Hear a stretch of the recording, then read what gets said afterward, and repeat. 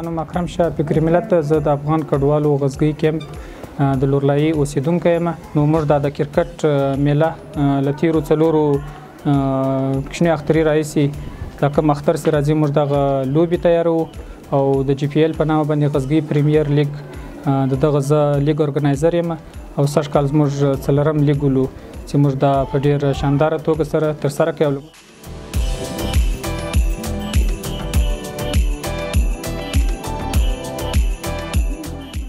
میچ په اړه د کرکټ په اړه باندې دغه لوبه داسې په مینه محبت سره سرته رسېدلې ده چې دوی لکه د دوو وروڼو په شکل باندې لوبه سره شروع کړې او هغه لوبه یې ترسره رسولې ده.